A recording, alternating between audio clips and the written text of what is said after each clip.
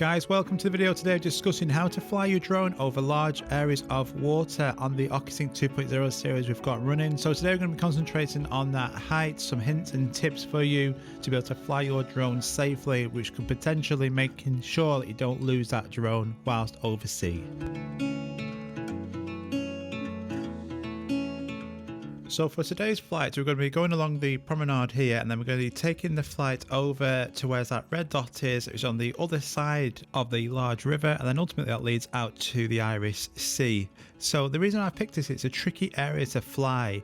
There is a Coast Guard station on the blue dot, another Coast Guard station on the other side of the river, and then as this is a ferry terminal in and out with loads of boats and everything, there's absolutely bag loads of interference. So how's that going to cope? We're going to be going in a really straight line straight across there, giving you some hints and tips of what to do. So the height, I'm at 53 meters, which is a good starting point. You don't want to be any lower of that when you've got loads of interference in the area you're at. So we're going to be continuing to fly to that shoreline, and we'll catch up with you very soon.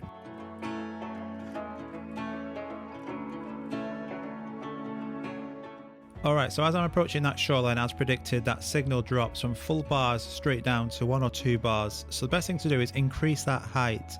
If you do have any signal issues, you should always try and increase that height. You'll have less interference at a higher altitude. As we're now approaching over to that shoreline, there's loads of interference in this area. So if it can handle this part of it, it should be able to handle so many other different areas without any problems. But again, looking at that now, as we're coming over to that sea, we're now losing connection completely. It's just retained that 1 bar again at that height of 72 meters. If it doesn't retain signal again and it starts being really choppy, we have the option of continuing, of increasing the altitude, but so far it's gone straight up back up to 2 or 3 bars, so we can now continue. You'll notice the drone's going slow at only 4 meters per second. This is because I'm flying into the wind, which is crucial whenever you're flying, especially over the sea. Make sure you're flying into that wind. Download an app like UAV app, and it will tell you the wind direction. I cannot stress enough just how important that is to fly into the wind. So we're now completely over that water. The signal's still doing all right. That height 72. I'm just speeding this bit up now just as we approach that other side, but so far it's really been nice and successful by having a look at that signal. Again, the signal is really strong, and the height again at 72 meters. So we've not decreased that altitude, we've kept it at 72 meters, leaving us 30 or 40 meters still in altitude to increase if we needed to, but that signal is the sweet spot of 50 to 70 meters is the best when flying this drone. I'm now coming down to the other side, so I've just decreased that height a little bit.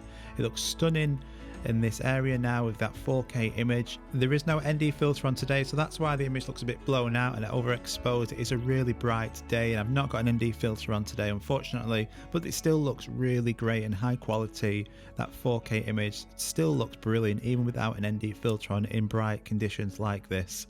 So we've now come over to the other side, so that's been a complete great success. By keeping that height at a decent height of 70 meters, that signal has retained strong even in a really challenging area like this. That drone has performed great. So I hope this gives you some confidence when flying over that sea. Don't fly too low as it can mess up with the sensors. Make sure you're at a decent height. We're really high up now at 109 meters, getting really decent images of that area. So we're going to now fly back over to that purple dot on the screen. We've still got plenty of battery life left, 71%, and now because we've got the wind on our side, it's going to go a lot faster coming back, so that's why it's crucial flying into that wind. But this is the picture of what you'll be getting without an ND filter, so it doesn't look the best coming back because we're direct into that sun. So this is where you do need that ND filter. It still looks great, but it could look so much better with an ND filter on that drone. So it's a really great accessory to pick up, and one which I highly recommend. So if you're going to fly over the sea or the water, obviously do it at your own risk. I don't tend to do it a lot because there's so much risk to it not being able to get back to you. But if you take some of the steps I've done today and actually fly to a different location where there is water over it, it's a great place to be able to practice. And we've actually managed to get all that way over there in a really interfered area without any issues with this drone. So the signal is brilliant.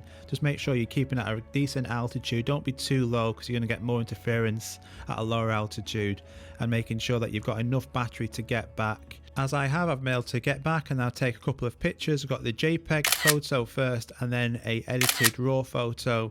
And then that's another successful flight in the books with this drone. It's able to get over that river really easily by following them steps. Just landing it now. I actually walked whilst I was flying as well, walking to this other end of the location so I can get a better view of that drone.